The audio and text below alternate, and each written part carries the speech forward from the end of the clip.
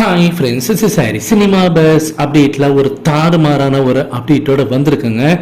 வலைபேச்சில் இருக்கக்கூடிய பிஸ்மி அவர்களும் சரி, அதே போல் இப்போ கலாட்டா யூடியூப் சேனலுக்கு கொடுத்த வேட்டையன் படத்தோடைய இந்த ஆர்ட் டைரக்டர் கதிர் இருந்தாலும் சரி, ரெண்டு பேருமே பார்த்தினாக்கா ஒரு விஷயத்த வந்து கன்ஃபார்ம் பண்ணியிருக்காங்க. ரஜினி சாரோடைய ஓப்பனிங் காட்சி பார்த்தினாக்கா தாறுமாறாக இருக்க போகுது அப்படின்றத ரெண்டு சைட்லேருந்துமே கன்ஃபார்ம் பண்ணியிருக்காங்க. நீங்கள் போய் பாருங்கள்.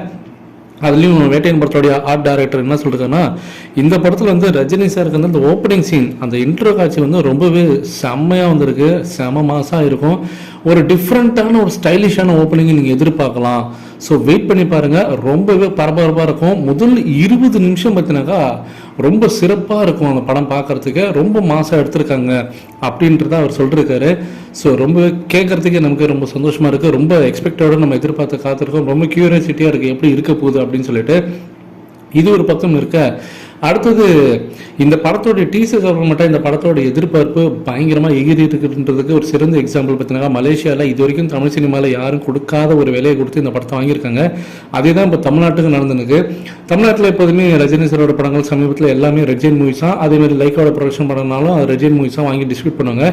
ஆனால் இந்த முறை பார்த்தீங்கன்னா லைக்கா நிறுவனம் வந்து இதை விட யார் அதிகமாக விலைக்கு ஏதாவது கேட்டாங்கன்னா அதை அவங்களுக்கு கொடுத்துடலாம் அப்படின்ற ஒரு மைண்ட் செட்டுக்கு இப்போ வந்திருக்காங்களாம். அதுலேயும் குறிப்பாக ஒரு பலைப்பீச்சில் ஒரு பேர் சொல்கிறாங்க, ஒரு டிஸ்ட்ரிபியூட்டரோட பேரை சொல்லி, இவர் வந்து ரெட் ஜெயின் மூவிஸ் கேட்குற அந்த விலையோட, அதாவது அவங்க ரெடியாக இருக்கிற விலையோட இவர் அதிகமாக காசு கொடுக்கறதுக்கு ரெடியாக இருக்காரு. அப்போ இந்த படம் வந்து பார்த்தீங்கன்னாக்கா பிஸ்னஸ் வந்து பயங்கரமாக தாறுமாறாக ஏறி போச்சு இந்த டீசருக்கு அப்புறமேட்டா அப்படின்னு சொல்லிட்டு வலைப்பீச்சிலே பார்த்தீங்கன்னா அதை கன்ஃபார்ம் பண்ணியிருக்காங்க. ஸோ அதுதான் இப்போ நிஜத்துலேயே நடந்துருக்கு. இப்போ மலேசியாலையும் பார்த்தீங்கன்னாக்கா ஏற்கனவே வேற ஒருத்தர் வாங்கியிருந்தாங்க. அவங்கள விட இப்போ இந்த 3 டாட் மூவிஸ் அதிகமாக விலை கொடுத்ததுனால அவங்களுக்கு கைமாறி இருக்கு. தமிழ்நாட்டிலும் யார் அதிகமாக கேட்குறாங்களோ அவங்களுக்கு கைமாற்றி வர்றதுக்கு இப்போ லைக்கா நிறுவனம் இப்போ முடிவு பண்ணிட்டாங்க அப்படின்ற மாதிரி தான் நியூஸ் வந்துருக்கு.